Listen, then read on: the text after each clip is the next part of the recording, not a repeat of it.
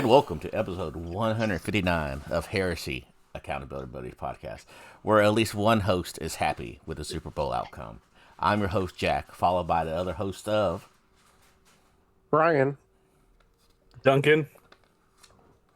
Jamie. And John. And Dave. But before we get too far, let's do a quick station identification. Do you love resin bases? Then go to our sponsor, Elric Hobbies, for all of your basing and basing accessory needs. Use code HeresyABB at checkout for a discount. Legendary Monument Hobbies. Monument Hobbies is a one-stop shop for all of your painting needs. Use code HeresyABB at checkout for a 5% discount on your purchase. Pop Goes the Monkey. Find maker of third-party accessory bits of arms, legs, backpacks, and more, where you can get 10% off your first order over $125 with code HeresyABB at checkout. And thank you to our patrons. Without you, Duncan's love for the Ultramarines would go unanswered. Have we talked about your surprise package yet? No, Jack, I don't think we have. We haven't talked about your surprise package yet. Why have we not talked about your surprise package yet? I don't know what package you're talking about, therefore it must be a surprise. The gift Bri. Oh. Yes, so Bri got me a gift. He got me a Joy Toy. It was very nice of him to do that. I did not realize that I wanted Horus, the little Horus, but I now have little Horus here at my house. I thought it was a Mark 6. No, wait, that's not right. Must have been a mispack. Yep, must have been a mispack. So I definitely have little Horus sitting right over there. I can go get him if I need to. Okay, if you say so, buddy. If you say so. He's definitely not sitting beside a Mark 6 Ultramarine Tactical Marine. It turned into a great Valentine's Day card.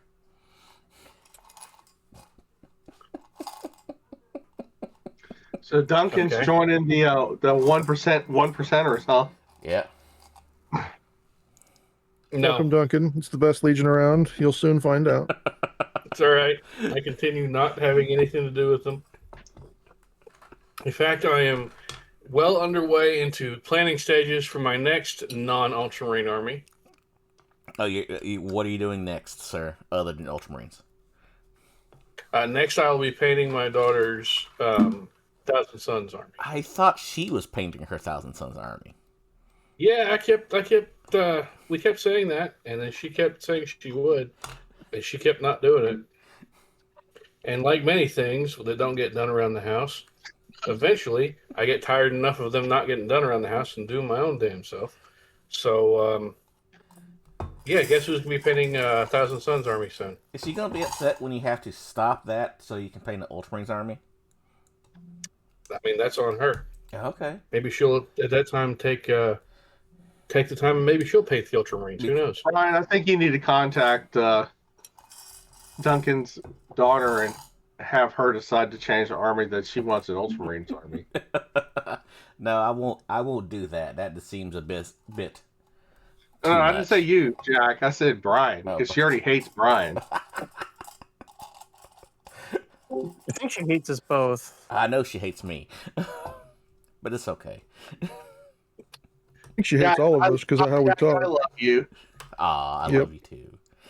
I'm pretty sure she just hates me for introducing all of you all to her. Speaking of Probably. love, I stumbled across this great video somehow of my love to the 13th, and it was starring Duncan.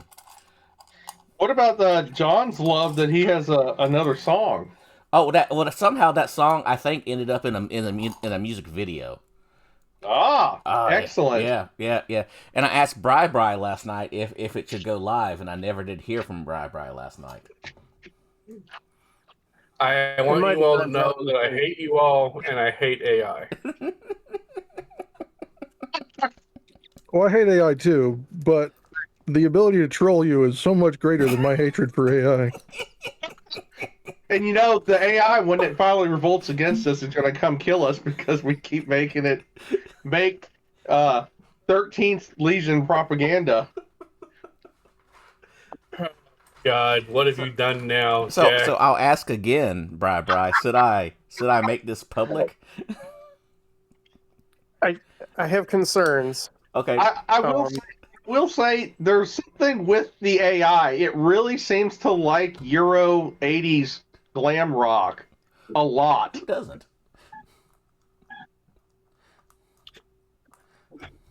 You can tone it to other things, but yeah, if you just say metal, it is pretty much just glam metal. Yeah, it sounds like the Scorpions or something like that. I don't want to know what you've done, Jack. I just want you to know that no matter what, I hate you for it. So I'll ask again, Bri. I mean, obviously, you've teased us with it this long. The only thing I don't know about is there's a logo on his shirt, and I don't know if it'd be Oh, I didn't even think about Cool. that. cool to have that logo out there in the ether. I didn't even think about that. That's a good That call. logo definitely needs to not be on it. Oh, okay. From the picture, I think it is. Oh, I That definitely needs to not be on a thing. I can easily fix that. Like that's like a 3-second fix. It is a blur. Start cropping pictures. Anyway, can we move on to actually like the podcast and not trolling Duncan? Maybe This is the podcast. This is why we made the podcast to troll Duncan. It's the troll you, man. That's why I'm here. so. I'll go ahead and start off hobby progress this week. Bri, what have you done hobby wise this week? I've done a lot of work on my BattleTech stuff since this is a BattleTech podcast. I found my missing BattleTech container of mechs. Brian, do you need more mechs? Because I have boxes of mechs. I do love mechs. Like up here on the top shelf, if you look behind me, it's all boxes of mechs. Like I'm a dirty, filthy clanner, and I love my Timberwolves. clan mechs, tons of clan mechs. But I digress. I worked a little bit on various The people who are listening, it would really help if you go to the YouTube channel and just look at the facial expressions of Duncan. Like, it's something we can't convey right now. Like, there's basically steam coming out of his ears at this Reason point. I don't get on camera. Okay, so let's see here. So, Bri did nothing of note. Jamie, Hey. what have you done this week hobby wise? A lot, actually. Right, for me, I built the Saturnine Terminator squad for my Dark Angels and painted them. You all saw some of that if you were on the hobby hangout because my son's soccer coach has the flu. So I've not had to go to his practice at all this week. Then yesterday I started a Land Raider and painted that all the way up, finished it today, and then started on a Spartan, and it's about maybe a third of the way done today. And then I also have a Saturnine Praetor that's partially started too. So if things go well, maybe this week I can finish both of those. And then I'm like, other than transfers on the Titan, I'm pretty much done for Adepticon. So Nice. Yeah. Congratulations. thank you. Sincerely. Jack, how about you? I'm not gonna lie. I bought stuff like that's Well, that's okay. the other horrible part about it. I bought a battery power sander / vibrator. That John I forgot. I also hung another light over my airbrush station so I can see better too. Nice. Like right behind me. Okay. And then I bought some sanding sticks also because let's have all the stuff but yet not doing any hobby. That's how I operate. Outside of that, I think I kicked it over to John so he can shame me like nobody. Same all of us. Yeah. Y'all gave me 2 weeks to do stuff. So I guess the first thing I got done is, I think last episode I cleaned all the HISS tanks. So I got those all assembled Only managed to cut myself once when one of them exploded in my hand because they're a pretty tight fit. And then got them all primed, and then got them all spray painted in a Krylon color that I really liked. It kind of matched a Cobra blue. Then got them all sealed. Then got them all decaled. Waiting for the weather to correct itself so I can reseal them and start painting on them again. Got all their bases textured with pumice stone, and then got all those primed and base coated in the kind of off black that I use. And then I got a spot color on those. I'm currently dry brushing them while I'm talking, and probably through the recording tonight. And then for my New Year, New Army Mechanicum, I finished building all the Myrmidons. Dug up a bunch of tech priests that I'd acquired from different third-party manufacturers or assembled throughout the years, and got all those primed along with the Myrmidons. Went on a tirade of the fact that Rakarth flesh and Pallid Witch flesh are both wonky colors that apparently only one company other than GW makes. They are, and they also, if you have never used them before, they get chunky very easily for some reason. Don't know why. Yeah, which is why I wanted to not use GW ones, because I'd have to keep swapping them out every time I wanted to paint something. Yep. So yeah, apparently, anyone else wants a better Rakarth flesh, go looking for 2 thin coats. Griffin Tooth, is that it? Yeah, Griffin Claw is Rakarth flesh. And Ivory Tusk is Pallid Witch flesh. Okay. It took me forever to find that. Micromark makes a kind of Rakarth look-alike, but it sprays for shit, so I don't recommend you buy anything that Micromark makes. I guess I got it free from a Micromark order years ago, and I was like, oh, I'll just spray this, and it took forever to spray. I diluted it till it was almost useless and then do multiple coats. And I don't like doing that for base coats. I like just blasting the hell out of it if I can, make it quicker. I did order some of their airbrush paint since they were having a sale. And then I'll try that out when it comes in later this week. But yeah, I got all those Tech Priests and Myrmidons base coated. And then I also got the Heavy Sentinel conversions that I'm using. Pinned and primed and base coated and decaled, and got their bases built. I'd painted a bunch of their bases before, but it turns out I needed 3 more of them to go with the crap ton of Sentinels that I'm using, so I built those 3 bases as well, and I'm dry brushing those.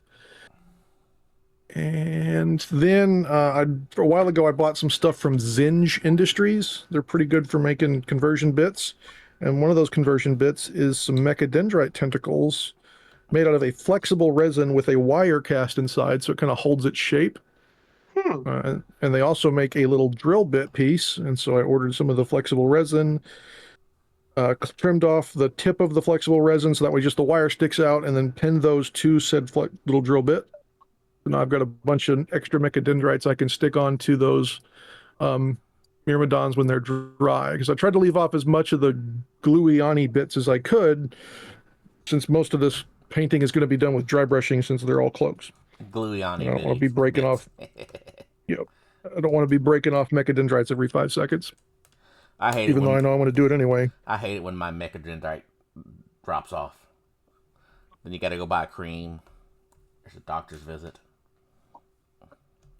It's not that bad if they weren't so fucking tiny, and then when they pop, they don't just pop off. They snap off in the middle. And it's inflamed, and the little part goes somewhere you don't know. You gotta go crawl around and find it. It's the annoying part.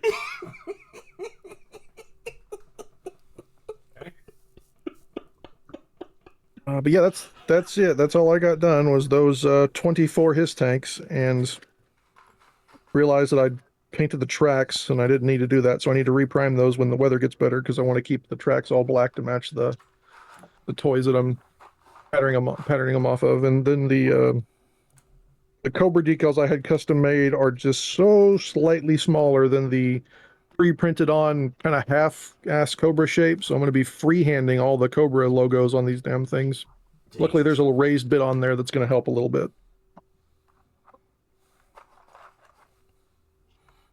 yeah, that was me. Oh, I also cleaned up the house and found all of the warning stickers and screens and other weird decals that I, for some stupid reason, put in a book instead of sticking with my main decal storage. I'd lost those for like 3 months and I couldn't find them, and I was getting really upset.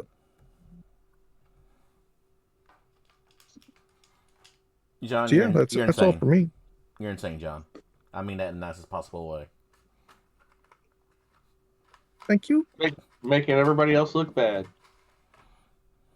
With style. I felt good about what I got done, and then John comes on here, and I feel like I'm the captain of a rowboat, and John's running around in a nuclear cruiser. Would your rowboat Well, if it makes you feel better, the Sentinels are only 96 points for 6 of them, so it's a fuck ton of work for very little actual gameplay value. Okay. Well, if you consider the Praetor, Saturnine, and the 3 other Saturnines in the Spartan I built, that's what, 1,300 points or something like that. Yeah, well, the Myrmidons are like, yeah, the 2 squads of Myrmidons are like 700 points, and then all the tech priests are probably another 700-800, depending on how I load them out. Well, I guess it's up to me then for the end. What did you do, Duncan? I got my 18 Night Raptors done. They're painted from start to finish done. Base done. Decals done. Seals done. And I got 2 characters for the Night Lords done as well. So now for the Night Lords army, all I have left to do are rhinos. So I'll get those assembled and get started on those probably tomorrow. And you can basically. Are you doing decals on your? Sorry, go ahead. No, you go ahead, Jack. Are you doing decals on your troops, or are you like? Oh yeah, yeah, because I'm not painting lightning. Oh, come on, man. Art Nope. man. Nope, I'm not doing it. I'm not screwing up. Yeah, you can't screw up. It's just like I am absolutely certain that I am talented enough to screw it up. Sounds like John loves decals. No, John loves being lazy as shit. Because if a decal exists for it, you know how much work it is to put a decal on? I did 35 of them in less than 30 minutes on that on the thing I recorded for the show. All the decals for all the Sentinels that I did, each one of them has 2 decals. I did all those Sentinels in 2 hours. And the heavy Sentinels have 12 apiece, or 10 apiece, something like that. I did all 12 of those Sentinels, so nearly 144 decals in 30 minutes. Decals are so much faster than freehanded. Each of my Night Lords has 3 decals. Each of the characters that I got done has 4, maybe 5, depending. So yeah, I'm not doing lightning. I don't mind not doing it. I know I've been shown how to do it by multiple other people. I'm sure that I can make it happen, and I could probably make it look tolerable. But I had decals available, so I used decals, and I'm fine with it. So, Are they the glow or the fluorescent ones that I sent you a while ago? No, these are not those because they weren't quite the same. All right. Oh God, that would have been cool. So, literally, each one of my tactical troops and terror squads, all hand painted lightning. That's good. I'm glad that you're here to hand paint lightning shame me. Yep. But I have no shame. I have no shame. And then just ultramarine shame. Hand painted lightning all over my contemptors and yep. And blood and gut Icor. Yeah. Yep, looks good. I'm not shamed. I'm perfectly fine with my decal lightning, and I'm good with it. So, what's next? Is it John with the news? I guess so. Cool. As we break Jack. Jack has been broken for many times. Oh, my God. Yep. I love you all so much. I just want you to know that. I appreciate your insanity. Go. All right. So we had a bunch of stuff drop that we talked about when we were here last time. The Age of Sigmar Eldar terrain that'd be cool for your Prospero needs dropped and then immediately sold out. So for $65, you get a couple of cool little shardy things. And then Huron's Force dropped $95 or $94 for his unit, which is also immediately sold out. Same with the pair of new dice that came out. Still waiting for release of the Corsairs themselves separately instead of a giant $255 box.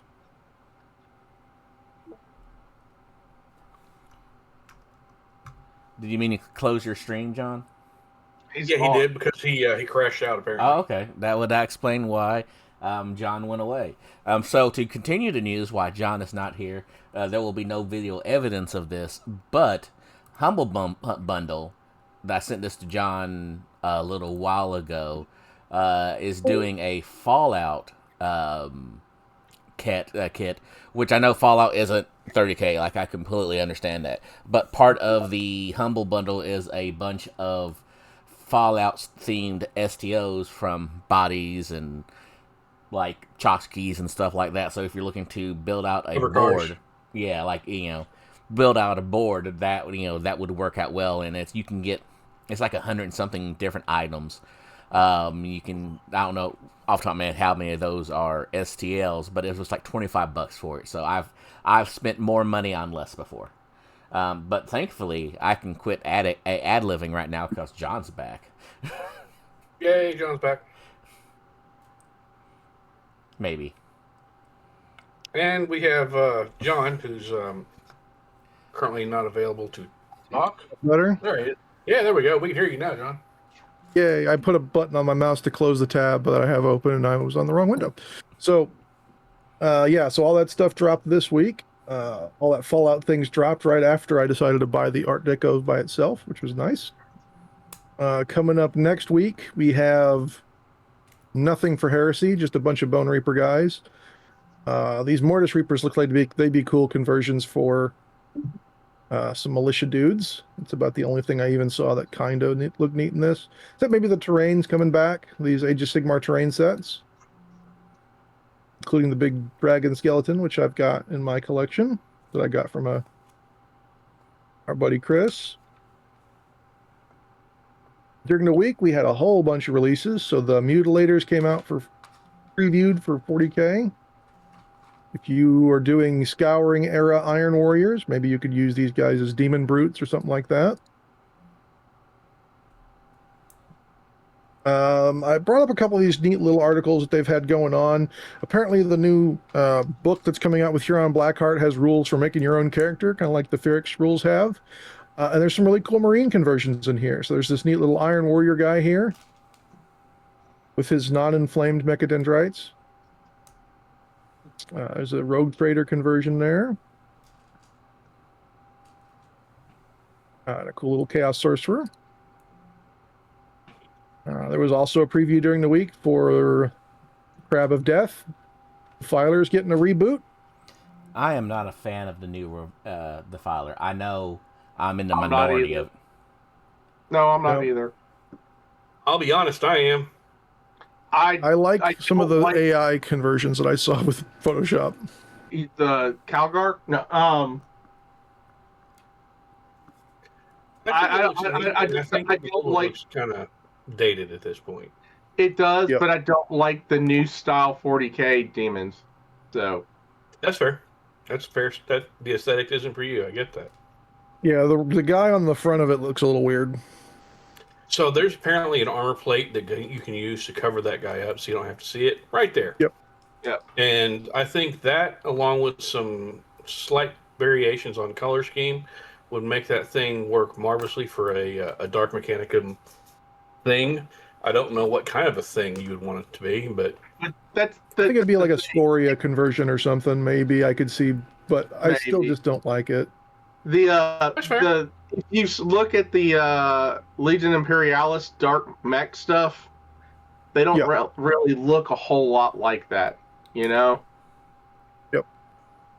That's my I'm not big on the 40K style of demons. Like, I don't know. It's just me. There was a preview of all the stuff coming up for Warhammer Plus, so it looks like they're starting to get regular shows now. So every month is going to have some stuff coming out. A lot of transient, it looks, or transient, or however you say him, the Necron dude. Yeah, I don't know what that is. I think it's a new show, the Tesseract Trials. I don't know what that is. And there's some other stuff going on, battle reports. There's some Aeronautica Imperialis, which is probably the only thing Heresy related that they have on here. Sadly. Unless there's some of these lore masters or weapons and war gear that might have some stuff in there. Here's another character conversion corner that came out, which has a really cool Iron Hand and a cool little Command Sentinel in there. And a Heresy Aerospace Marine. Deathwing converted up. Yeah, I'm really kind of interested in some of the stuff they're going to be coming up with. Yeah, it's if they always good to release packs. Yeah, if they release bits packs, and it's always good to see what other people are doing for conversions to kind of add to the mental book. Speaking of books, we had more Black Book pages come out, this time for the Dark Angels. The best Legion. That's right. I said it. You said they something. They are a Legion. They're the number one Legion. And then they had a community paint jobs for Rared Corsairs. I'm just going to scroll by all the normal stuff. Kind of down at the bottom is some really neat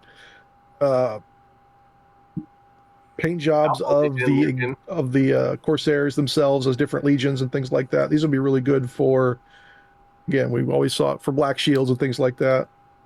And if you're not following this Notley Paints guy on Instagram, he goes through really in-depth little micro tutorials on how he does certain things. They're really good for quick tutorials on kind of expanding your paint line. I like that one right there where it looks like they're kind of all Alpha Legion. Yeah. Yep. That first one looked Emperor's Children-esque. Yep. Yep, I can see that. All in all, I think this set is oh, I like that. Yeah, I was about to say, I thought you'd like this one better. The Night Lord. I think that set of stuff is really nice for expanding out Heresy armies and putting unique kind of spins on the Black Shields, and honestly building Scouring Arrow armies. Yeah. So I'm all for it. Yep, I'll probably steal in some bits from there as well. So I'm just going to throw this out here. I don't think we're going to see a whole lot of Heresy stuff till like at Adepticon, to be honest with you. Yep. That's fine. It's fine. We'll see what we see. We'll see what we get. And right now, a lot of us are focusing on rushing towards Adepticon with our builds. Very anyway, much. Yeah. So, okay. Yeah, I picked up 2 boxes of Breachers just because they were in stock at the cheap store. So otherwise, I probably would have passed on them for a while. Another article that dropped this week was Warhammer Art Through the Years for Imperial Knights. Some cool artwork in this article. There couldn't be. Well, I wouldn't. Didn't you say something about there not being a whole lot of art? That was for Chaos Knights. For Chaos Knights, Imperial Knights they go back to at least 2010. Yeah. Still not that long in the history of the game, but yeah, it's some neat stuff in here. I like these little converted mech guys running around the bottom of this one. Yeah, still not a ton to pull from considering all the other articles they've put together. It's still cool, though. Yep. That was it from official GW. Warhammer merch got hands on some new Joy toys. So we've got the Cataphracti armored White Scar Praetor, including Bird. We'll see this model converted. Yep. I like that he has a swappable pauldron, so you don't have to keep the bird on there all the time. That's kind of cool. Yeah. They also came out with the White Scar Stormseer. No word on if his trigger finger is 6 times longer than a normal man's, like on the Heresy model. Good question. The ladies like it that way. Inquiring minds want to know. I didn't realize that was a thing. Neither did I. Oh yeah, go look at the GW model, and because he's resting his finger not in the trigger guard, but it goes all the way to the mag release. So it's like insanely long right finger. He's I'm gonna go really look good that at up. pointing at things. Yeah, he points stuff out.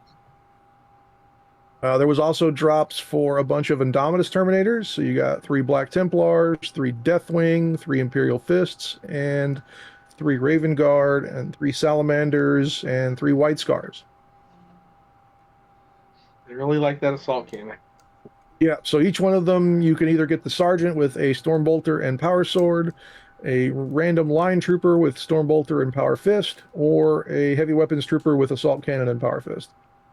And all these are obviously styled off of the Terminator redesign that came out in 24. So if you bought some old Terminators before, these ones are going to be a completely different scale and different everything else. Of course. Mantic announced that they've acquired the license for Ghost in the Shell, the miniatures game. I don't know how you're going to turn a detective story into a miniatures game. I imagine it's going to be more like Cyberpunk and that you're just shooting gangs. And being a Mantic game, I hope everyone enjoys it for 3 years before they lose the license and everyone gets sad. Point maybe on we'll this get some timeline culture where out you've of been it. hurt, John. I just know what happened to my game store when they were like, oh, look, Mantic is selling a bunch of Walking Dead stuff for really cheap. I should order a crap ton of it. And then immediately discontinued it.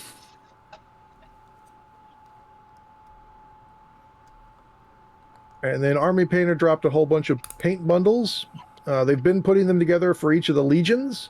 And now they've decided to kind of bring back they claim this is last year's paint bundles, but there's Fluorescent and Glow paint bundle, Rust and Weathering, Blood and Gore, and Jamie's Household. I saw that. I didn't realize that This those were weekend bundles you it could is. buy. Yeah. Okay. I know that the Proacral weathering powders came out this weekend. They're already sold out. Yeah, Yeah. I hate Some myself for that. third-party sites still have them. Do Yeah, they the have Pro a bundle for powder. Brian's thumbnail? God. Probably No, the I Blood and think Gore that- one. I think the Brian's thumbnail one is actually by a Grimdark community, and it's like horrible something. I don't know. It's probably a mix of blood and gore, and you make me sick. Yeah, that would make sense. But that, gentlemen, is all the news. Yay. So, meat and taters. I like meat. Who are I we like talking taters. about other than the Sons of Horus tonight? Well, Probably the Salamanders. oh, thank God. Hmm. Because that's what I made up for the thumbnail already.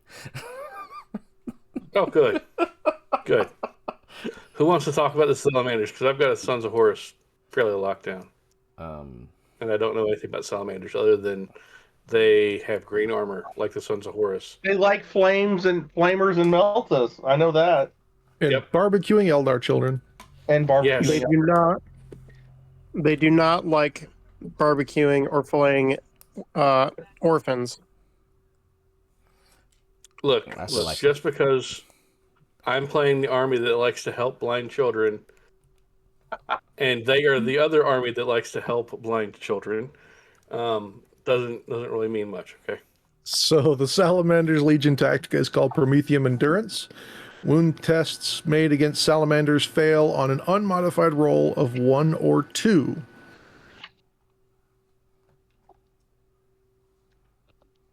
So this includes wound tests that have an unmodified result of 1 or 2 that target a unit with this special rule are never successful regardless of the strength characteristics of a hit or any special rules that set the target number for wound tests. The special rule has no effect on armor pin tests. So you are a lot more survivable when it comes to being hit by heavy stuff. Blood of Fire. Units of Salamanders may ignore tactical status checks applied from flame weapons. Completely immune to Panic X special rule on weapons with the flame trait. Their gambit is called Duty is Sacrifice. If this gambit is selected, controlling player can add a bonus of 1, 2, or 3 to their focus roll in the applied damage from unsaved wound steps of the opponent's strike phase. The model with this gambit was selected for suffers a number of wounds, each with AP characteristic of 5 and damage of 1, equal to this bonus to the focus roll. And So he bonks himself in the head with his hammer and adds that to his attack roll. Or his focus roll. you can take armor saves, invulnerable saves, and damage mitigation rolls as normal. So it's only AP 5, so you basically punch yourself in the cheek. Sure. You're getting all psyched up. Okay, I get that. Their auxiliary detachment. Yep. Their auxiliary detachment is called the Immolation Covenant. It's got 2 support, one of which is a prime, and 2 armored. Yeah, the armor slots in this detachment can only be used to select Vindicators or Predators. Their advanced reaction is called Selfless Burden. This reaction allows the reacting unit to increase a certain characteristics during the battlefield. Can only be used once per battle. At the start of step 3 of a charge is declared by the active player targeting unit that controls models, Salamanders trait, but not vehicles. Costs 1 point. All models in the reacting unit have their weapon skill, strength, and attacks characteristics modified by +1 until the end of the subphase. However, a player must roll a d6 for each model in the reacting unit. For each result of a 1, the reacting unit suffers 1 automatic wound with a damage characteristics of 1, AP of dash, against which saving throws and damage mitigations may be taken. So again, punching yourself for better stats. That's how I operate. Why is it not, this realistically, this feels like an Iron Hands thing. Or even Word Bearers. Yeah. Sacrificing guys to help you fight with her. Yeah, that's better. I've got access to the Draken scale. Reduces the damage of wounds inflicted by weapons with specific traits. Any model with the command champion subtype on the Salamander's trait may have Draken scale selected for 10 points. Wounds with flame, plasma, melta, or volkite trait allocated to the model have their damage characteristics set to 1. Wow. It's pretty good if you're finding a lot of plasma eradicators in your opponent's army. Yeah. And then duty before death. If a unit which only includes models with a Salamander's trait that has the troops battlefield role is selected to fill a prime slot, they can take the duty before death prime advantage. Models in the unit selected to fill this prime slot with this prime advantage gain feel no pain 6-up special rule.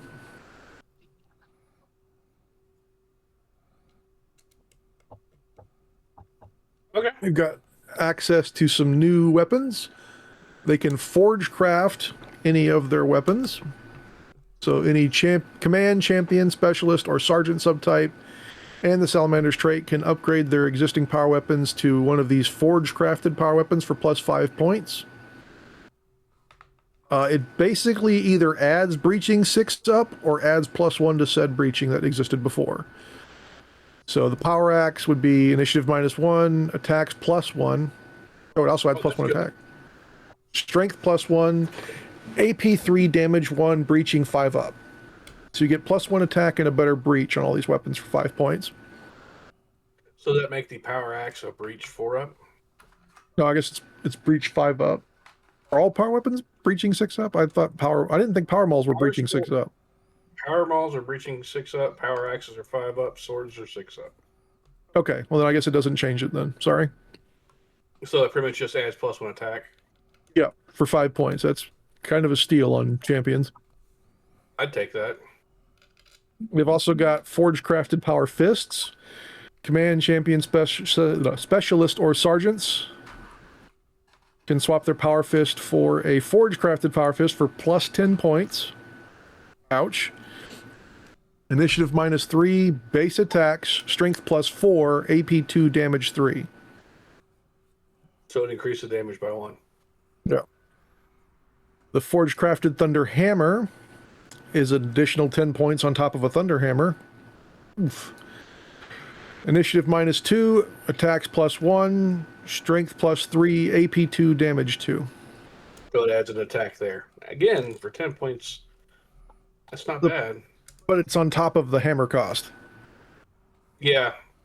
It's a 20-point hammer That's instead of a 10-point hammer for one extra attack. If you're leaning into it, I could see where it's helpful, but I wouldn't put it everywhere. They can take forge crafted flame weapons. So sergeants can swap to a forge crafted hand flamer for +5 points per model. So the hand flamer cost +5 points to make it forge crafted. It's template, 1 shot, strength 3, AP nothing, damage 2, special rules template, and pistol. I'm guessing all it did was bump the damage. Yeah, it sounds like it. Yeah, just one. Yeah, damage 2 is a bump, but no one's buying flame pistols. I don't see you buying a flame pistol to begin with. I don't see you buying one with that. You can see a place for it in the Night Lord's army, but not in most armies. I could see a place for it in destroyer squads, who we already know Salamanders won't take. Yep. Or Fluff especially would not normally take. Yeah, the downside is this is only a sergeant upgrade. They can also take the forge crafted flamer. Sergeant subtype and the Salamander's trait may have its flamer exchanged for a forge crafted flamer for +10 points. Are sergeants buying flamers? Maybe, I guess, in the Salamander army. Support squad sergeant? Just says sergeant subtype. So a support squad sergeant could get one. Okay, and that's it though.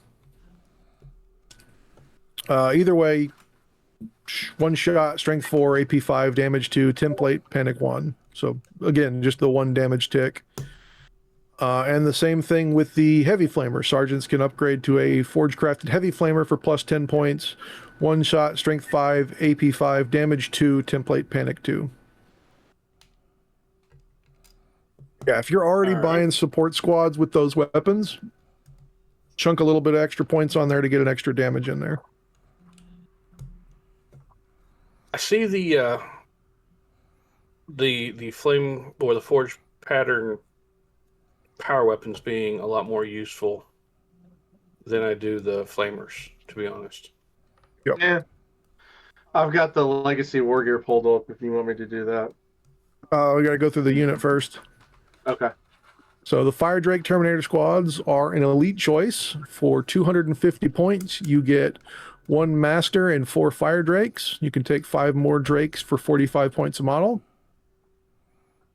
Movement 6, weapon skill 5, ballistic skill strength 4, T5, 2 wounds, initiative 4, and 2 attacks. Same soft stats on everybody. So leadership 9, cool 8, willpower 8, intelligence 8, with a 2 up, 4 up.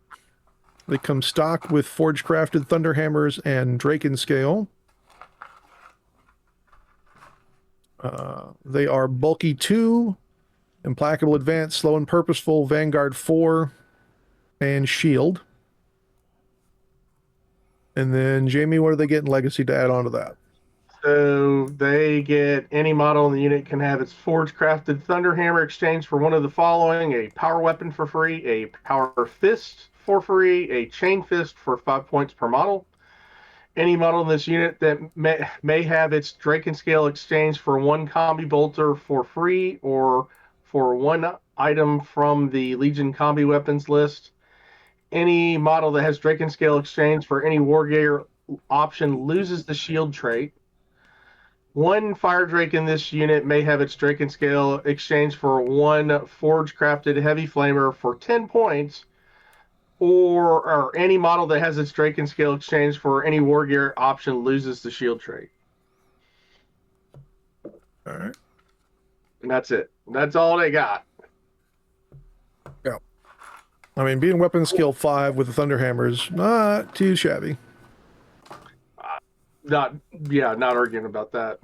Yeah, no, can't disagree there. It's pretty good. Yep. So the Pyro class squad is a heavy assault choice, the Terminator sigil or silhouette. You get 1 Warden and 4 Pyroclasts for 175. You could take 5 more of them for 30 points apiece. These guys are movement 7, weapon skill, ballistic skill, strength, and toughness of all 4s. 2 wounds, I4, 1 attack on the boys, 2 on the sergeant. Soft stats are 8 across the board for the mooks, and leadership 9 for the sergeant. Cool willpower, intelligence 8 on the sergeant.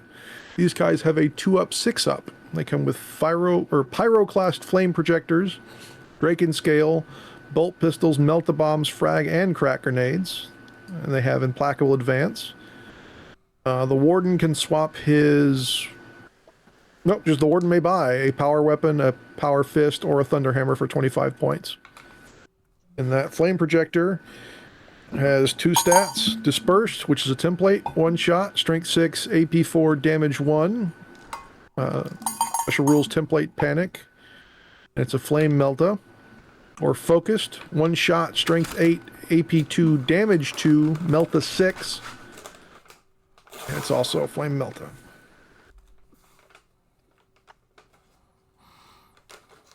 I've got the Legacies units pulled up if you want me to go for those. Yeah, go ahead.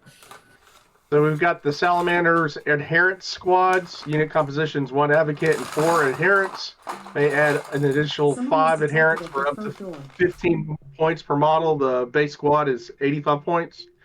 Adherent and Advocate, they're the same stats. It's 7, 4, 4, 4, 4, 1 wound, 4 initiative, 2 attacks. Leadership is both 8. Cool 7. The Advocate's an 8 on that. That's the only difference in the stats. Willpower 7. What is it? What's IN? I can't remember. Intelligence Is 7, and then they have 3+ saves. Combi Flamer, Bolt Pistol, Chainsword, Frag, Crack Grenades. Special rules: Vanguard 2, Creed of the Flame. Traits: Salamanders. Options: Advocate. The Sergeant can have its Chainsword exchanged for 1 item from the Legion Sergeant melee weapons list.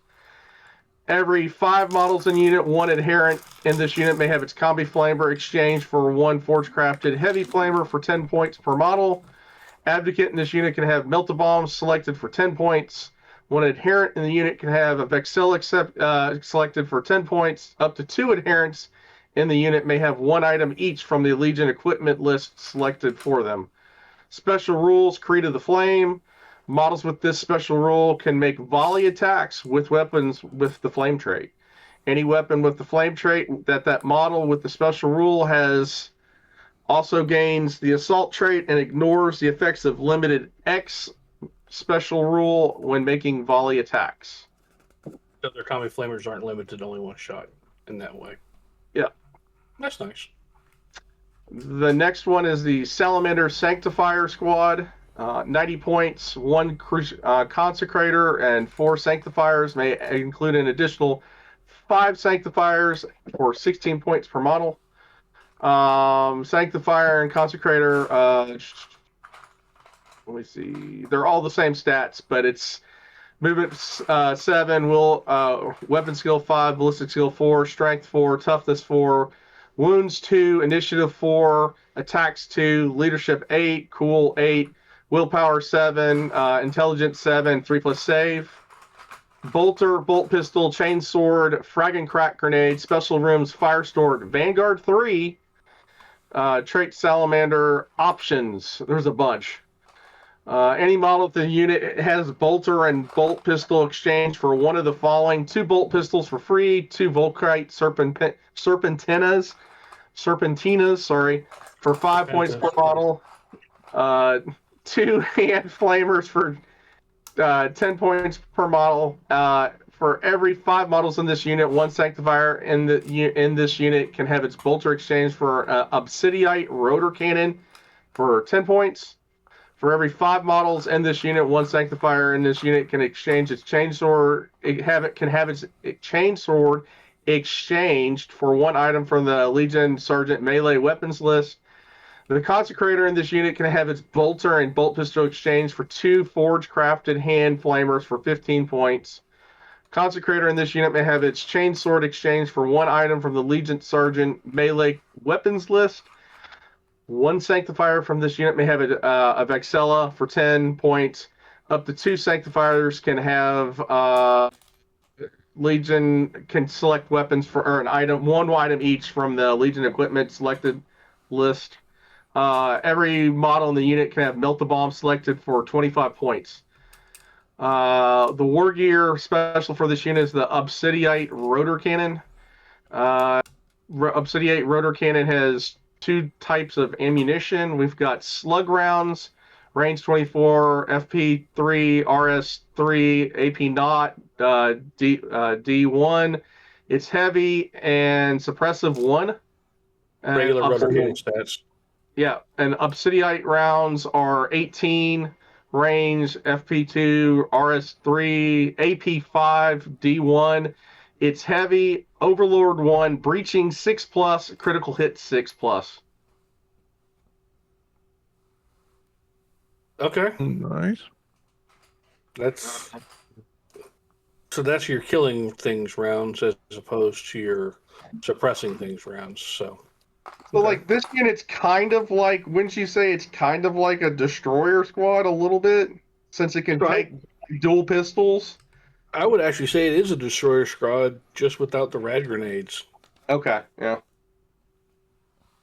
Because rad grenades are wrong.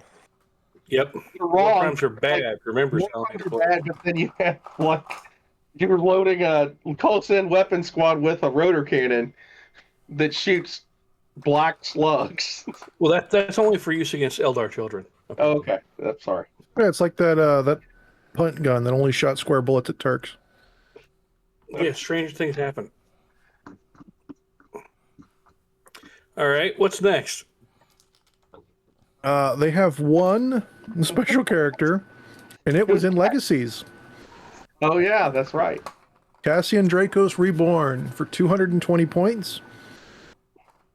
You get a movement 6, the only weapon skill 5 Dreadnought, ballistic skill 5, strength 7, toughness 7, 8 wounds, initiative 3, 4 base attacks, leadership and cool of 12, willpower 6, intelligence of 8, and a 2-up, 5-up. Comes with a paired Gravis Power Fists and 2 Forge Crafted Heavy Flamers. He's bulky 6, explodes on a 5-up, implacable advance, Battlesmith 1, Draken Scale Armor, and the Whispers of Istvan. He's also a Cyber Thurgist, if you need to be doing that. The Draken Scale Armor is wounds with the Flame, Plasma, Melta, Volkite are all damage 1. In Whispers of Istvan, Cassian Dracos Reborn has a Cyber Thurgist trait and may use the Scrap Code Infection Cyber Thurgic Right only. Page 65 of the Mechanicum book. Isn't that the trader only rule? Yeah. And he's like not really remotely even close to traitor. Yeah, he's a little twitchy. Okay. Before we get before we go any further down the pathway, I'm going to interject here for a second. Whispers of Istvan sounds like a great band name. It does. It even says, when this Cyber Thurgic trait is invoked, Cassian Dracos is considered heterodox, even though he does not have the traitor trait.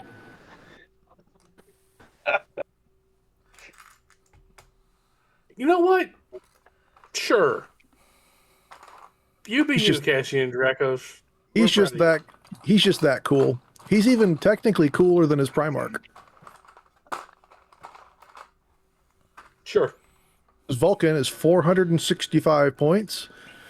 Movement and weapon skill 7, BS 6, strength, toughness, and wounds are all 7s. Initiative 5, 6 attacks, leadership 12, only cool 10, willpower 10, intelligence 10, with a 2-up, 4-up.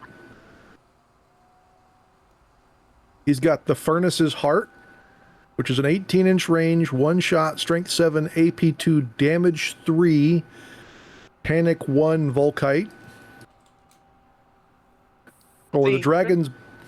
I would have thought with Vulcan he would have had like a flame, some sort of crazy flame pistol or a Melta pistol, but you know. He's got a Dragon's Breath Gauntlet, which is a template weapon, 1-shot, strength 6, AP 4, damage 1, template, panic 2.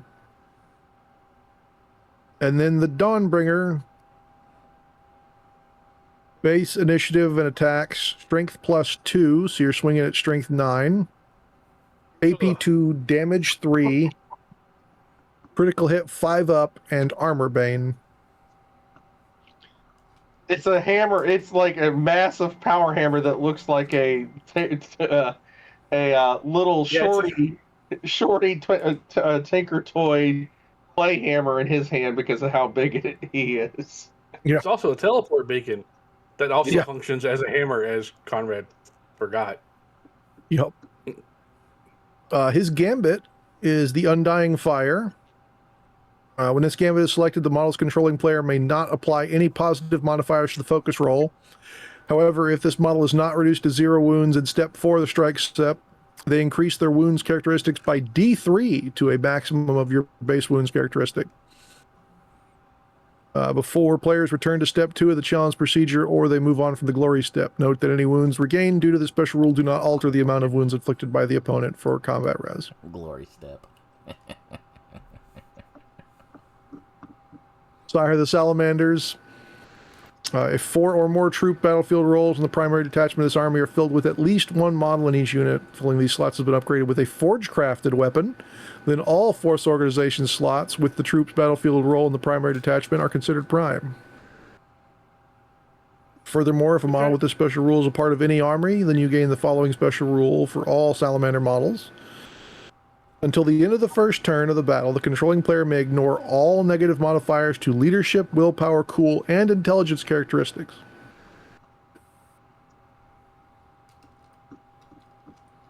Okay.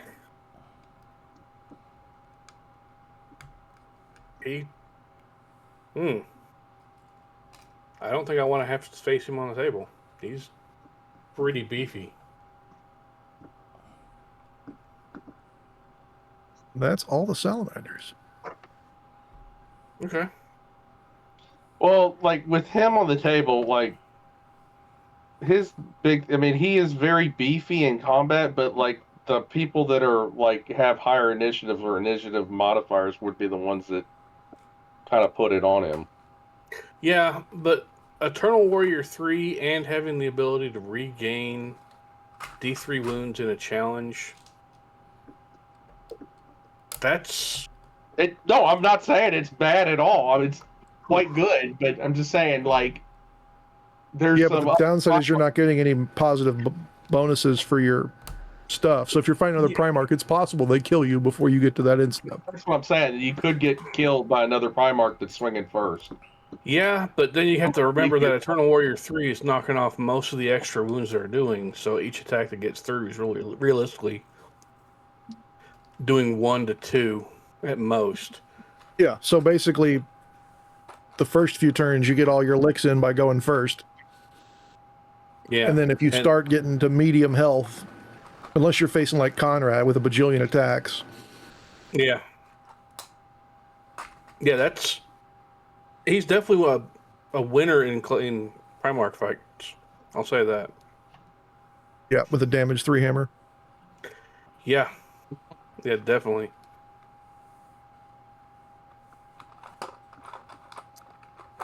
So we're always used to seeing people take Fire Drakes because Fire Drakes were everywhere. If you played Salamanders, you had Fire Drakes. If you played Alpha Legion, you may have stolen the Fire Drakes. So the Fire Drakes losing that 3-up invulnerable save, I think, is a kind of a big hit for a lot of people because you don't get it anymore. I mean, they get to set the damage characteristic to 1, though, for... That is nice. That is very, very nice. The things that would be killing them, apart from blast cannons and missile launchers. Yeah. It's very nice. But they're not quite where they were before. But I think it kind of balances out. I don't know. I don't know. I'm always sad to... I'm sorry, go ahead. I'll say I like the that sort of destroyer squad as well. Yeah. Yeah. Legacies. Yeah, that legacy unit sounds pretty nice. I think it's a little bit bonkers that they got the treatment they did. How so? A lot of their general benefits that everybody gets, and even some of the special treatments are very, very strong in this edition of 30K. Yep.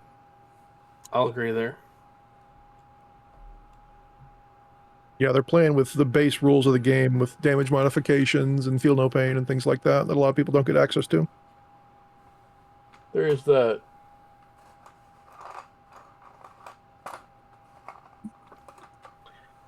Shall we move to the Sons of Horus then, gentlemen? Sure. Hi ho, hi ho. Off to kill we go. Yay! Sons of Horus. Right. So, in their armory, they get, of course, and this is where I want to start, they get the Banestrike Bolters. The Banestrike Bolters, any model with Sons of Horus trait in the command or champion can get a Banestrike Bolter for 5 points per model when you exchange its bolter. Anything with command or champion can have its Kami Bolter swapped out for a Banestrike Kami Bolter for 5 points. Seekers can have their Kraken Bolters swapped out for Banestrike Bolters for free. Veteran Tax can swap their bolters out for a Banestrike Bolter for 5 points. Banestrike Bolters are range 18, firepower 2. The Kami Bolters are firepower 4. Strength 4, AP 4, damage 1, breaching 6 up. So, this will make sense later.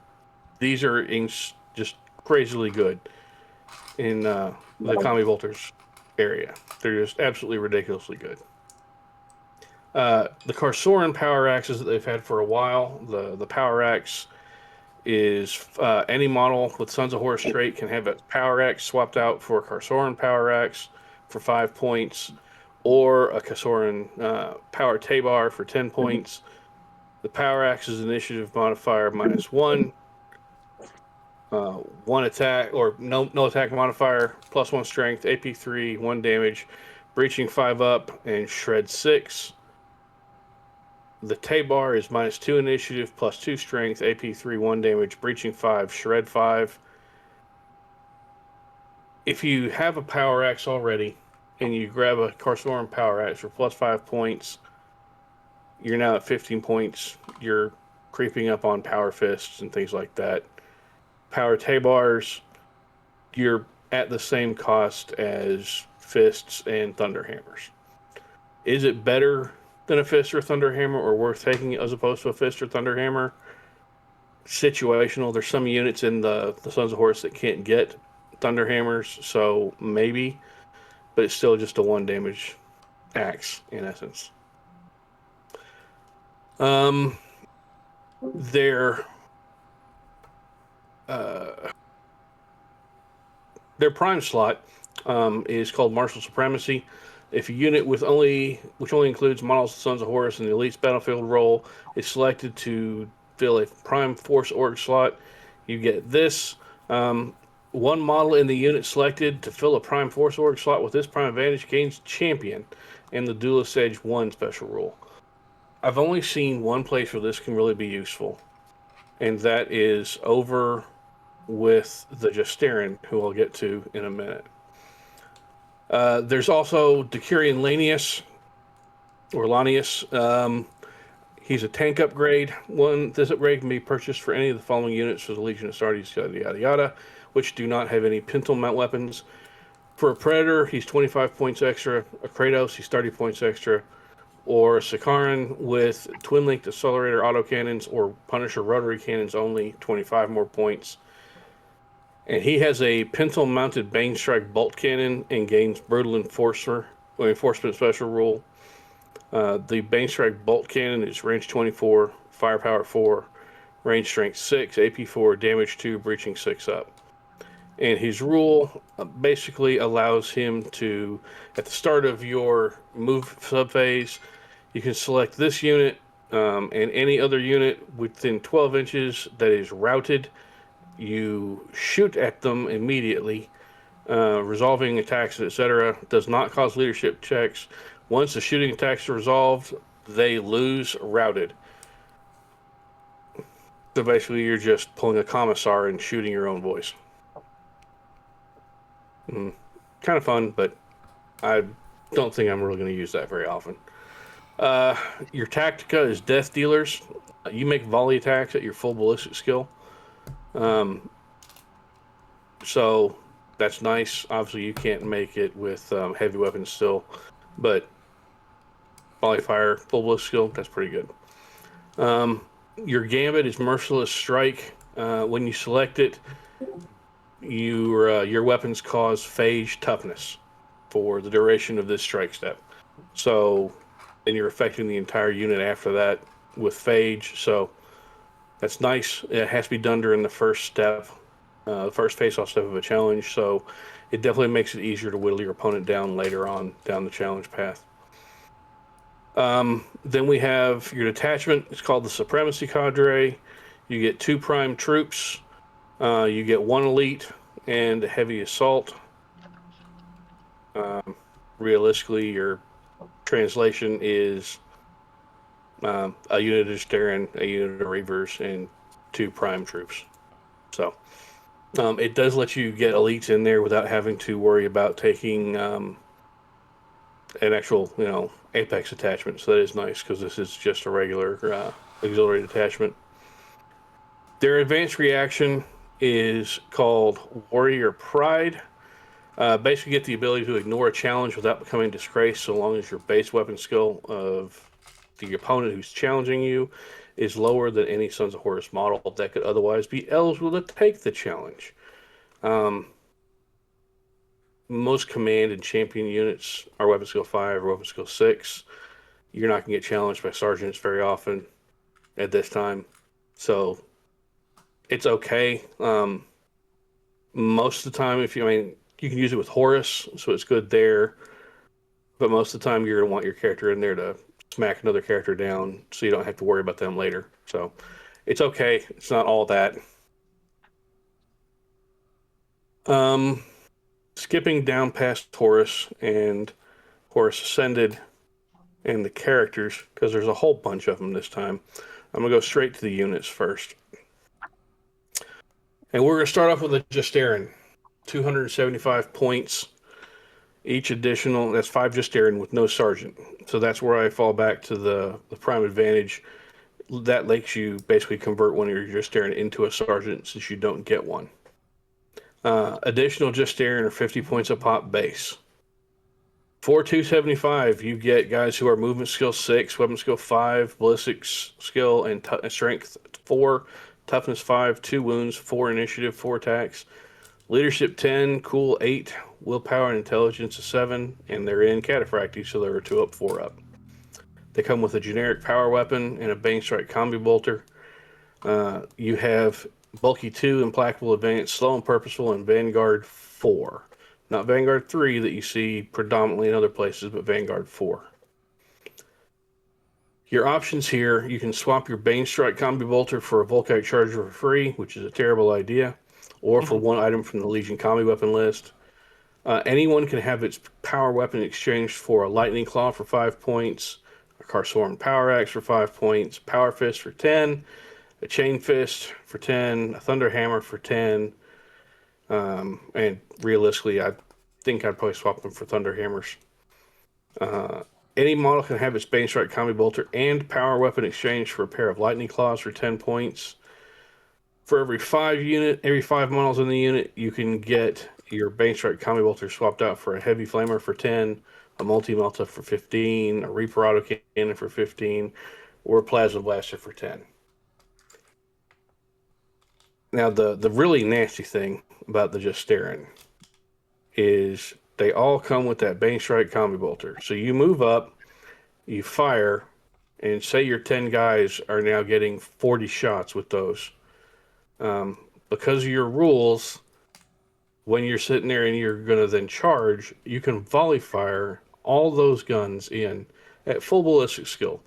So you're getting another 40 shots with those before you actually make it into close combat. Jesus Christ. So you could put out 80 breaching rounds from just these guys in one turn. That's pretty hefty firepower for anything. That's just plain rude.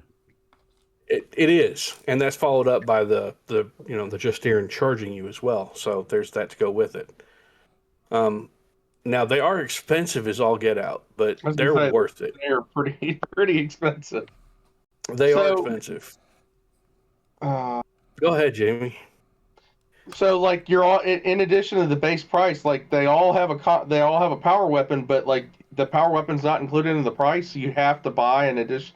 Like no, you get a power weapon, but you can swap your power weapon. Like you get a sword or an axe or a mace or a spear, whatever you want. You can swap it out for the other things. Personally, if I'm playing Justeran, I'm going to swap all those weapons out for Thunder Hammers. Right. I'm probably going to leave the Bane Strike Combi Bolters on, except for maybe one dude who's going to get a multi-melta. And then, congratulations, this 10-man unit is going to cost 700 points before I attach a character or give them a transport, which is ridiculous. Yeah, that's really high for some of the more elite Terminator. Oh, yeah. These guys are expensive, and they know it. Yeah.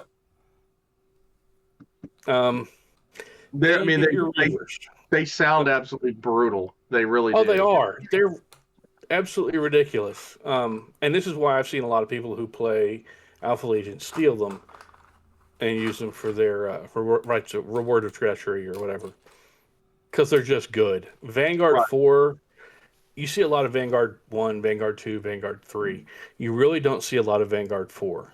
No. So this, combined with the Bane Strike Combi Bolters and just the ability to sit there and DACA something off of an objective before you even charge into it, that's just really nice. Especially with the ridiculous rate of fire they have. Before moving to the Reaver Attack Squad, I'm going to mention that in Legacies, there is an additional note here, War Gear, that the Reaver Attack Squad can add the following additional options to the unit profile.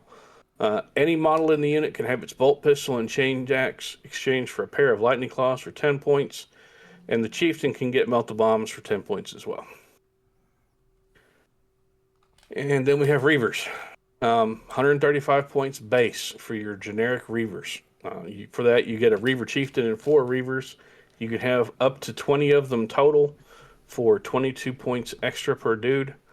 Movement 7, weapon skill 5, ballistic skill, strength, and toughness of 4, 2 wounds, 4 initiative, 3 attacks, leadership and cool of 8. The Chieftain gives you a 9 on leadership, willpower and intelligence of 7, and a 3-up save. No invulnerable. Your basic war gear, chain axe, bolt pistol, various grenades. You do come with precision 6-up and Vanguard 3.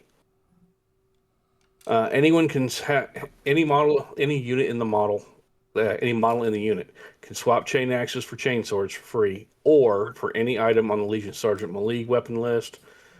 Any model can swap their bolt pistol for an item from the Legion pistol list.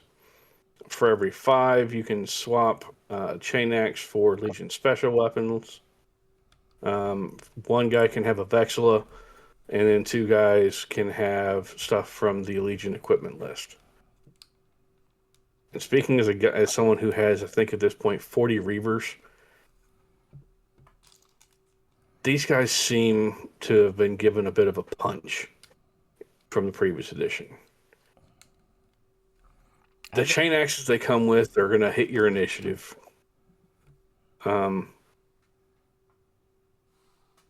Your precision's nice, but bolt pistols are not really all that, so you're going to pay to upgrade them to something else. And you're kind of expensive for what you're getting. These guys really need a vehicle to take them anywhere and make them effective. So you're going to have to get either a Rhino, if you don't mind about your not getting your volley attacks off if you charge from a Rhino, or you're sacrificing more points and getting a Land Raider or something, or a Spartan if you're making these a 20-man squad. And their price is already more than veteran assault squads who can get an invulnerable save, albeit just a little bit of shield. Yes, they have precision 6-up, and yes, they have Vanguard 3, but they're still kind of pricey comparatively. And I think while I like having them, while I will probably still use them, I think I will use them more sparingly this edition than I have in previous, because they're just expensive right now. That's the easiest way I can put it. There is, of course, the Reaver Aggressor Squad, which is basically the exact same thing, except it's 165 points and comes with jump packs. And they can get up to 15 more Reavers there for 27 points. So 5 points more versus a regular Reaver. And they have all the exact same rules, except, again, they have jump packs. And here is where I think the difference between the two Reaver packs are. These guys are faster and don't require an actual transport to get them into close combat, as opposed to regular Reavers. And I think that between the two, the jump Reavers are actually just a little bit better. Yes, they have more maneuverability, but you're not going to have to spend too many more points just on the joy of having a transport to keep them safe. They can mostly do that through movement. Plus, since you're not going to be bailing out of something like a Rhino, you're going to be able to use your actual volley fire. So that's something that's nice. Then we get, out of the legacies, the Chieftain Squad. 5 Chieftains for 155 points. You can get up to 5 additional Chieftains for 25 points a model. These guys are a retinue squad. Movement 7, weapon skill 5, ballistic skill, strength and toughness 4, 2 wounds, 4 initiative, 3 attacks, leadership and cool of 8, willpower and intelligence of 7, save of 2 up, and vulnerable save of 5 up. These are the guys who are running around with their breacher shields. They get bane strike bolters and close chain swords and bolt pistols, boarding shields, frag and crack grenades. Honor above all is really the only special rule they get, other than heavy.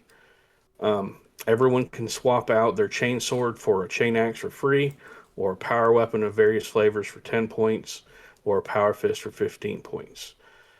You can have someone swap out their bane strike bolter for a standard for 20 points, which is also nice. And their special rule is when any model that has joined a unit that includes any models with this special rule takes part in a challenge, all models in that unit with this special rule gain a bonus of +1 to all wound tests made during the following fight subphase of that assault phase.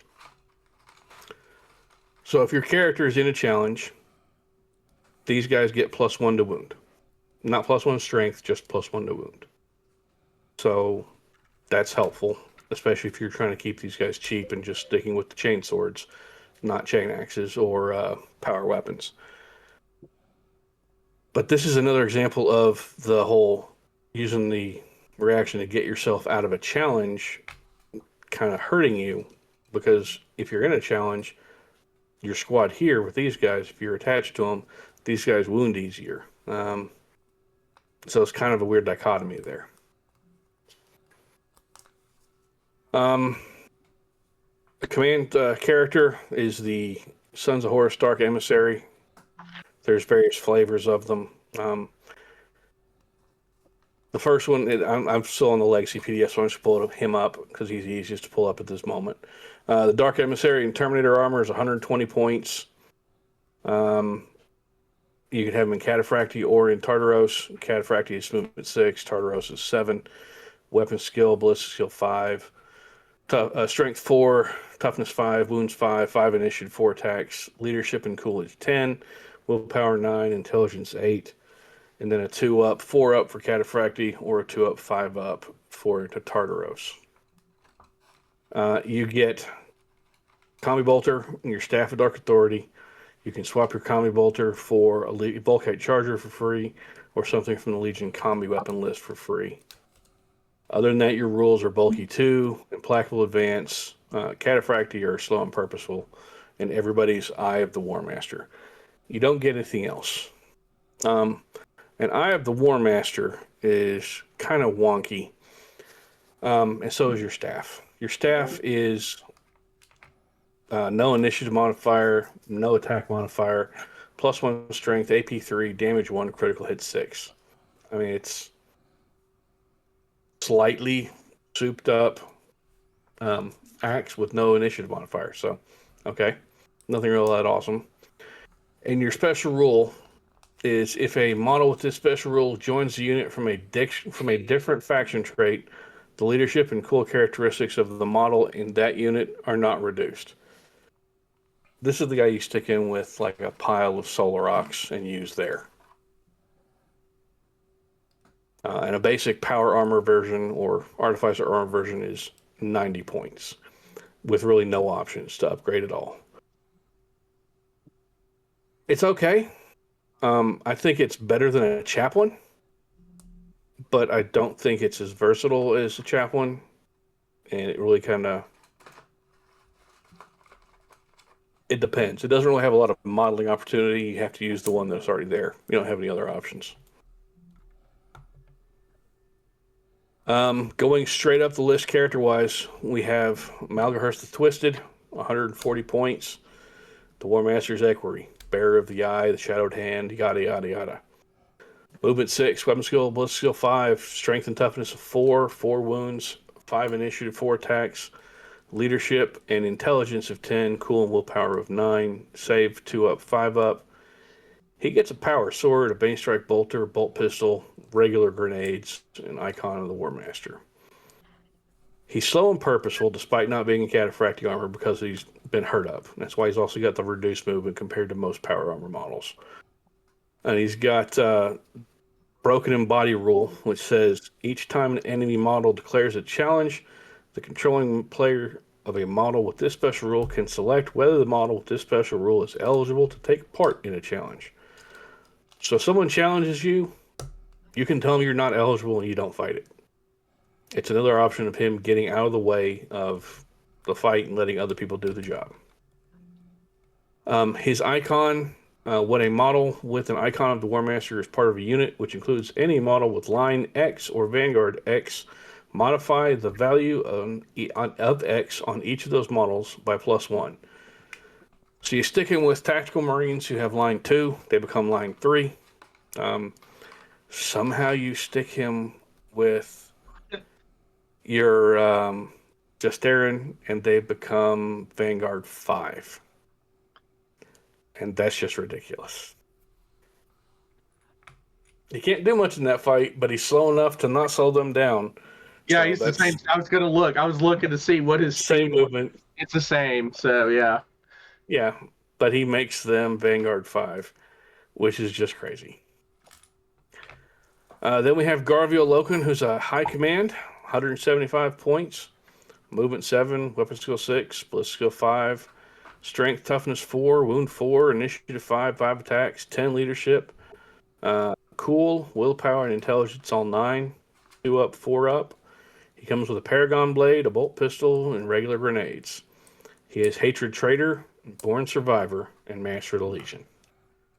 Oh, and he's a Loyalist. And Born Survivor is... His Born Survivor is a lot different than it used to be.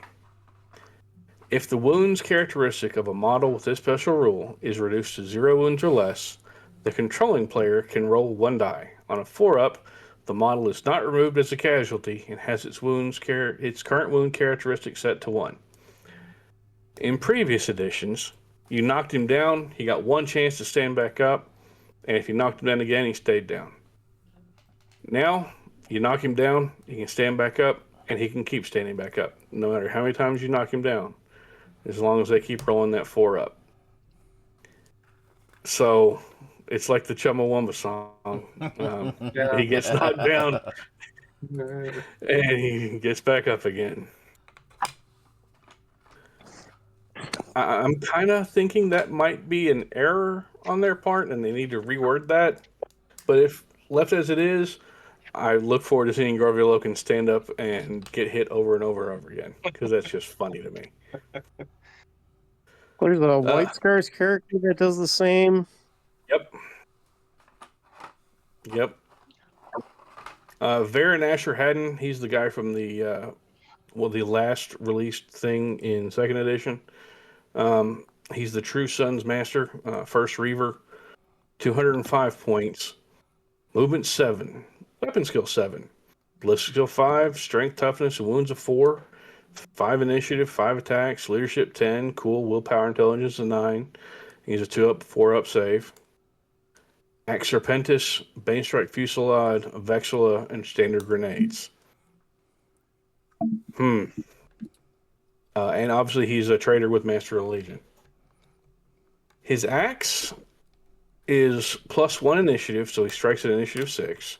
Regular attacks, regular strength, AP 2, damage 1, critical hit 6 up. But he's weapon skill 7.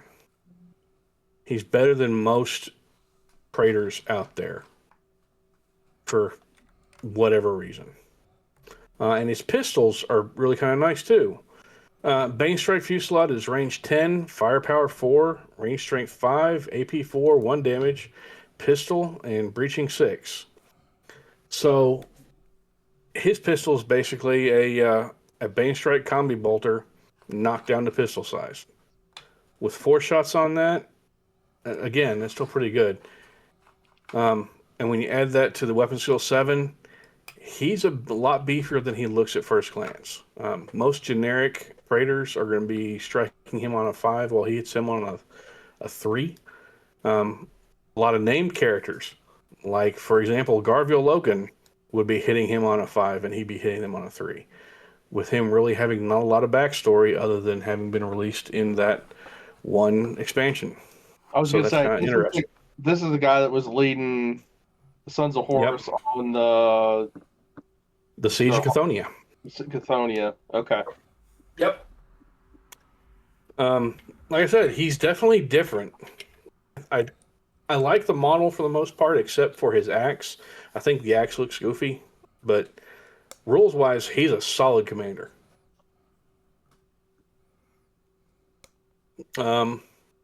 Next character, because, the Sons of Horus have all the characters. They have everything, just period. Like they really do. You get Tybalt Mar, 160 point Praetor level character. Movement 7, standard Praetor stat line, except he only has 3 wounds, not 4. Leadership 10, cool, willpower, intelligence of 9, 2-up, 4-up.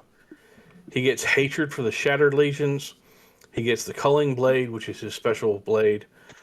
His Bane Strike Bolter, bolt pistol, standard grenades, and he's a traitor. Culling Blade is no initiative or attack modifiers, no strength modifier, AP 3, damage 1, poison 2-up, critical hit 6-up, and breaching 5-up. So he's really not bad for just a generic Praetor. Wounding anything on a 2-up, that's pretty nice, even if it is only 1 damage in AP 3. You got breaching 5-up and critical hit 6, so fight your way through, man. You get little Horus Axeman next, 170 points for, again, standard Praetor stat line with 4 wounds. No change to leadership of 10, cool, willpower, intelligence of 9, 2-up, 4-up. He gets Mourn It All for his sword. He has the Bane Strike Bolter, bolt pistol, standard grenades. He's a traitor. He comes with a shield. His rules are impact for initiative and for haunted. So if you charge, he's gonna on the charge turn, he's gonna strike at initiative 6. More than all, his sword is no initiative modifier, no attack modifier, +1 strength, AP 2, damage 2, critical hit 6+. It's a better Paragon blade. That's all there is to it. And his rule, haunted. Axeman's controlling player gains additional victory points if he kills Garviel Loken in a challenge. You gain 2 victory points if Garviel Loken is removed as a casualty while engaged in a challenge with a model with this rule. So if he somehow kills Garviel, who doesn't pop back up again, you get 2 extra VP. That's nice. Then you get Zeke, Ezekiel Abaddon, 250 points, movement 6, weapon skill 7. Ballistic skill 5, Strength 4, Toughness 5, Wounds 5, Initiative 5, Attack 6, Leadership 10, cool, Willpower and Intelligence of 9, 2 up, 4 up because he's in Cataphracti. Has a Bane Strike Combi Bolter, a Grenade Harness, and a Chthonian Power Claw. He's a Traitor, Master of the Legion. He comes with Implacable Advance, Slow and Purposeful, Deep Strike, Master of the Justarin, Eternal Warrior 1. If you really want to, you can swap the Bane Strike Combi Bolter and Grenade Harness that comes with him in exchange for a Paragon Blade for free. So at that point, he would only have the Power Claw and the Paragon Blade. His Chthonian Power Claw is -2 Initiative, no attack modifier, +4 on the Strength, AP 2, Damage 2, Shred 5 up. And Master of the Justarin, he confers special rules to Justarin Terminator squads that he joins. If you join a Justarin Terminator squad in reserve, models in that unit are also treated as having Deep Strike. In addition, when this unit then Deep Strikes in, they gain 5 up, Feel No Pain until your next effect sub-phase. So you come in, you get shot from Interceptor, you get Feel No Pain. That's pretty much how it works. You still can't charge. And then we have the reason we're all here, the Horus Heresy man himself, Horus. 530 points. This is not his upgraded stat line. This is just the regular Horus. Movement 8, Weapon Skill 8, Ballistic Skill 6, Strength 6, Toughness 6, Wound 7, 6 Initiative and 6 attacks, 12 Leadership, 12 Cool, Willpower 10, Intelligence 10, 2 up, 4 up. You get the World Breaker and his Talon. Obviously, he's a Traitor, Master of the Legion. He has Sire of the Sons of Horus, Bulky 6, Deep Strike, Master of War, and Eternal Warrior 2. His Talons. They sub for a gun and a close combat weapon.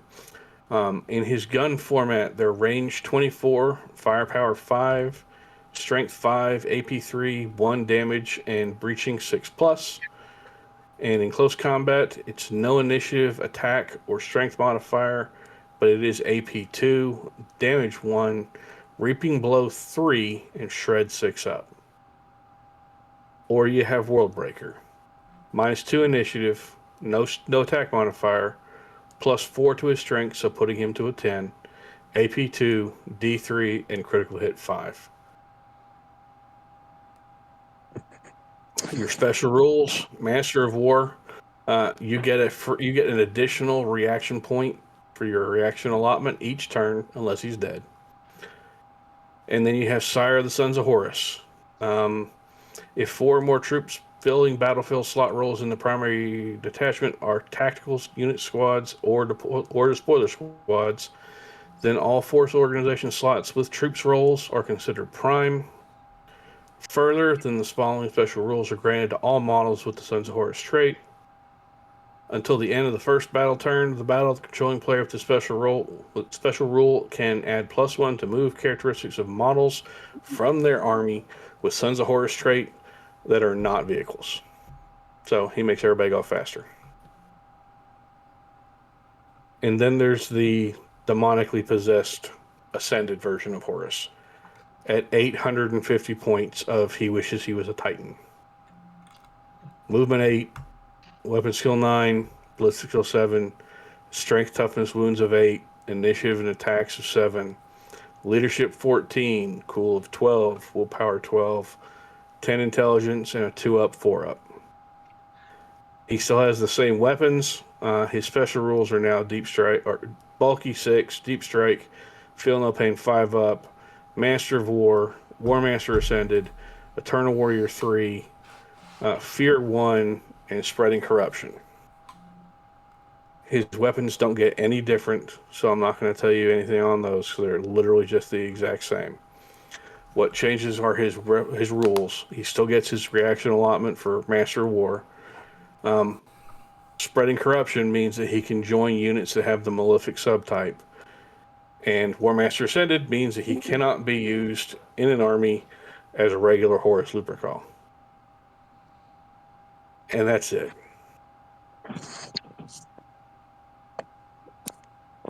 Horus Ascended is a beat stick, an 850-point beat stick of ridiculous. But you're playing like 3,500 points games before you see him. I think you're almost at 4, but yeah. And even then, that's a lot of points to spend on one model.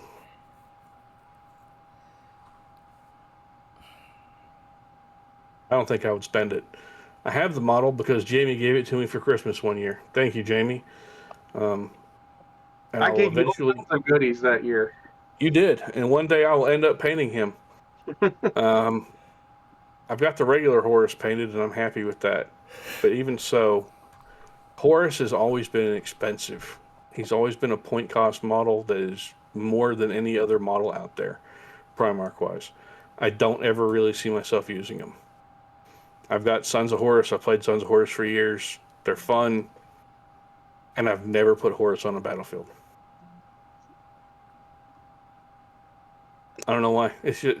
I just don't like throwing the Primarchs around, and he's the most expensive one of them. I feel that when you put a Primarch on the table, especially at the 850-point Primarch, you're losing out on so many other different things you could place on the table instead. Maybe it's just me. Maybe I'm crazy. As you said, like a Warhound Titan. Yeah, like a Warhound Titan. For what, less than half those points, you get a fail Baden? Yeah. I'm not really impressed with Abaddon right now. This edition's Abaddon's not as good as previous edition's Abaddon was. I think really the only character that got a super huge glow up this edition is Asher Haddon and Garviel Loken. Garviel Loken for the ridiculous, I can stand up no matter what. I didn't hear no bell. Standing up. And Asher Haddon going to Weapon Skill 7. Beyond that, the rest of them, they're about where they were before. That's not a bad thing. They're still the Sons of Horus. They're still good. And they're still really, really good in close combat.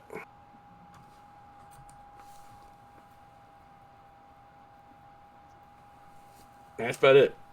That's all there is to it.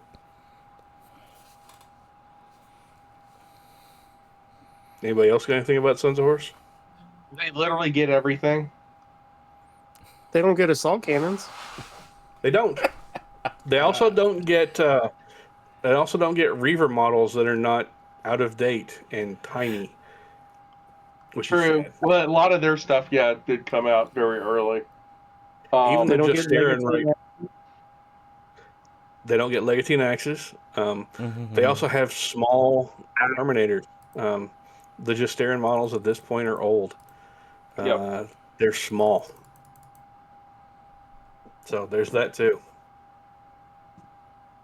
Small but hardy. Abaddon's model right now is probably the shortest Terminator model in the game, to be honest. Like the same height as A Power Armor Marine. Yeah, it's the same, and like this, not a current Power Armor Marine, but a old Power Armor Marine. He's the same height as Loken, which was an old Power Armor Marine. Obviously, it's because they were both part of that set that came in, and the pose is kind of hunched forward, like "I'm gonna get you." But yeah, This does explain a lot. I don't quite understand why, when in last edition, Sons of Horus were getting everything. Character this, character that, everything with Sons of Horus this. Why they didn't give them maybe a refresh on their resin minis, size-wise. I think they could have used it. Well, They haven't done that to anybody. Yeah, I mean, That's true. all of them are do that, especially like The first five legions definitely need it. Yeah.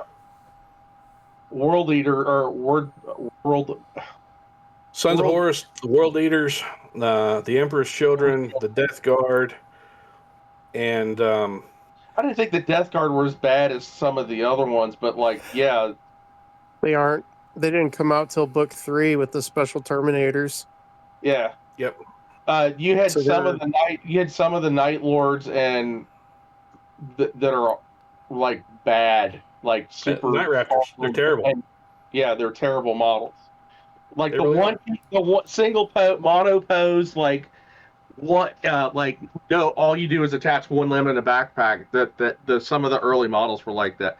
Now I will say the Ashen Circle models I actually really dig a lot, and that was a very early model, but that's one of the very few exceptions in my book. Modeling wise, a lot of the older first stuff that came out definitely suffers from size creep and scale creep. Yeah. And also suffers from monopose being problems. And I don't know what or who they had designing stuff, but they were really, really fond of 1 foot attached to a base. They really did not like having both feet standing on the ground. And so those models are not balanced well at all. So that has definitely been a problem for years. And when or if they ever do actually refresh the model lines, God, I hope they fix that. It might look static having both feet on the ground, but you know what? At least I know it's a lot less likely my model is going to fall over, break himself off his base, break the gun barrel off, break the axe head off, or break his top knot off, because that happens way too damn often right now. Yeah.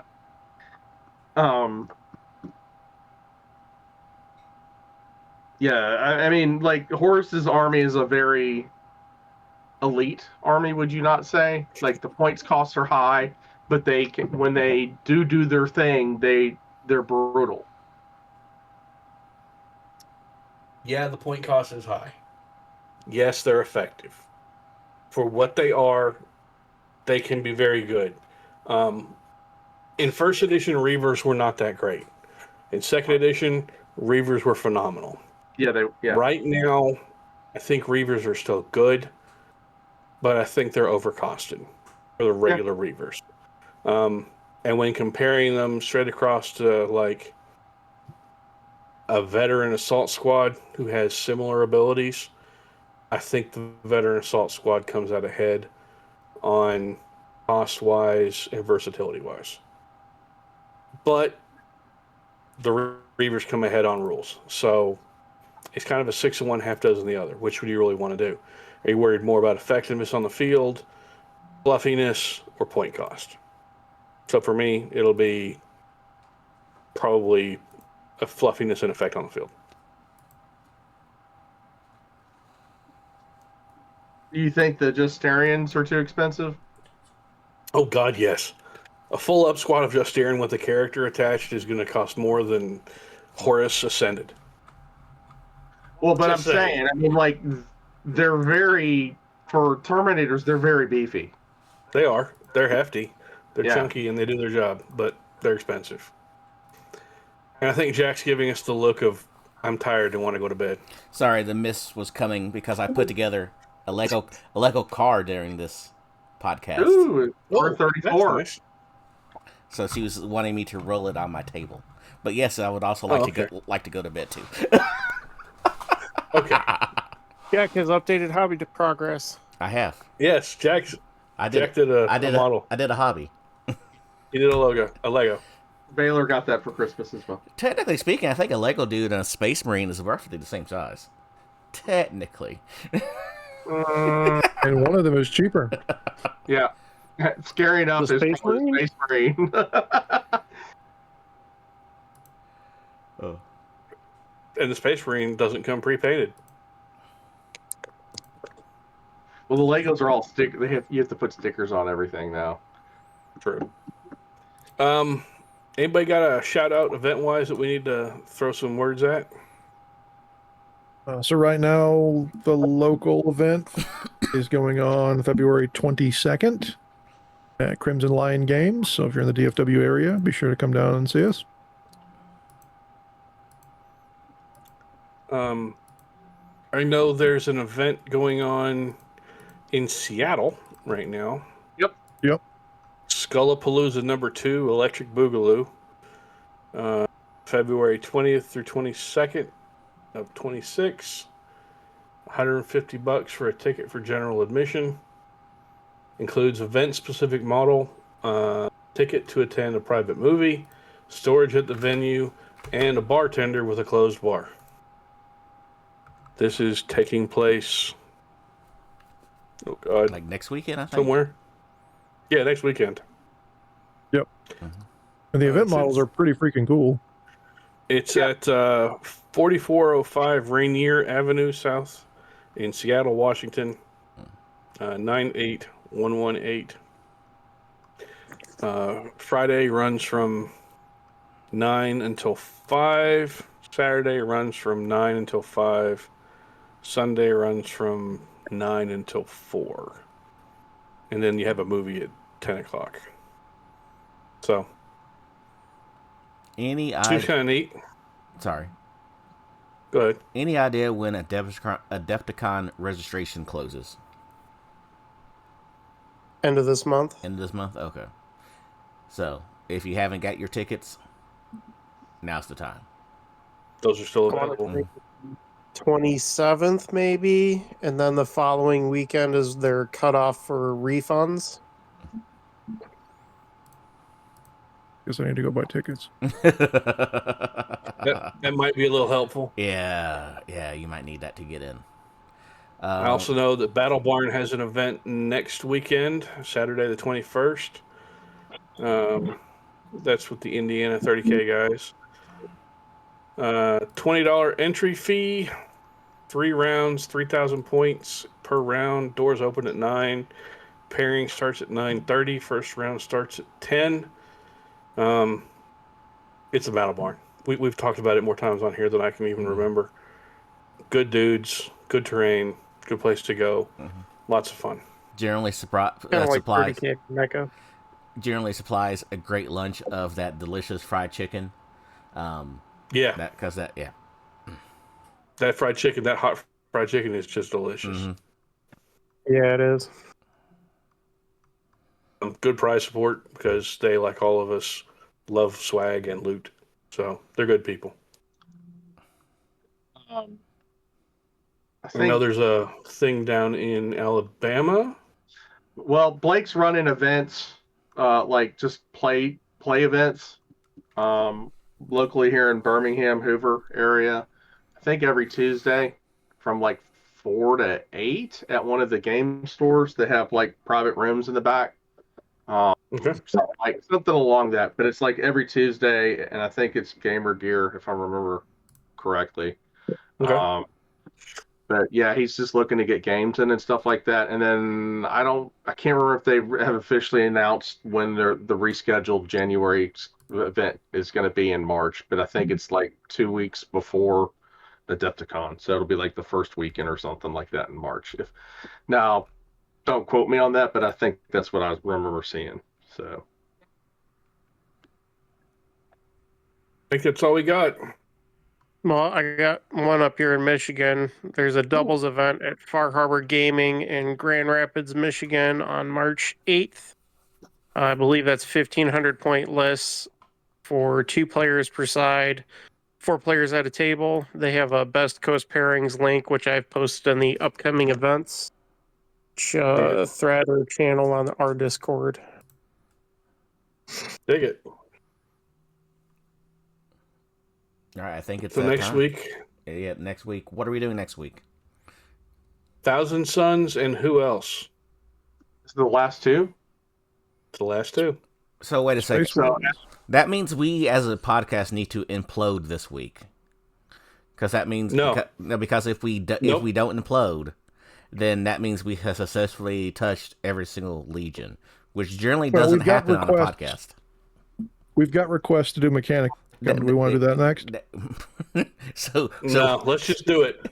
Let's push through. I've never known a podcast Suns in Space to do every single legion in the same edition without going tits up. Is it 1,000 Suns in Space Wolf? Is it 1,000 Suns in Space Wolf? Yeah. Yep. Yeah. Was that just purely happenstance, or was like that planned? Brian. No, it was happenstance. Brian said it was his master plan. Brian's like, this is what we're going to do.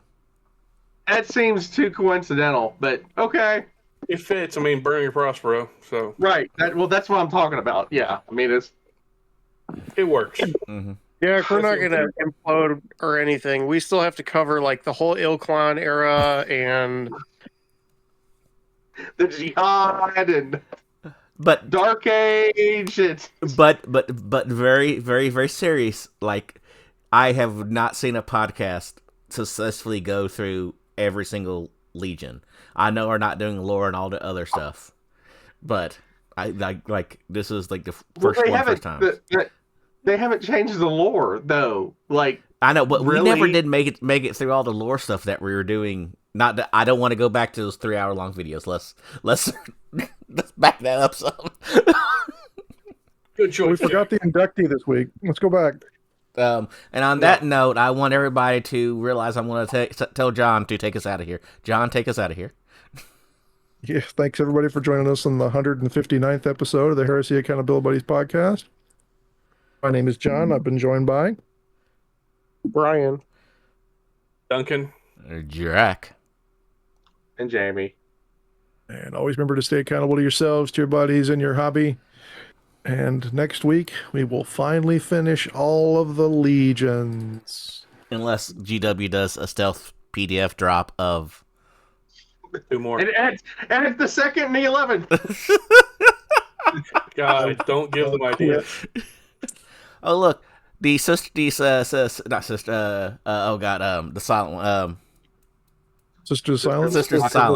Jesus, that was hard. Now have a stealth update release or something. Yeah, we've still got Mechanicum and Titans to cover, so. And John will tell us what happens when you have a trailer onto your tank, so that way we know how that goes. So, good night, everybody. Like and subscribe, and see ya.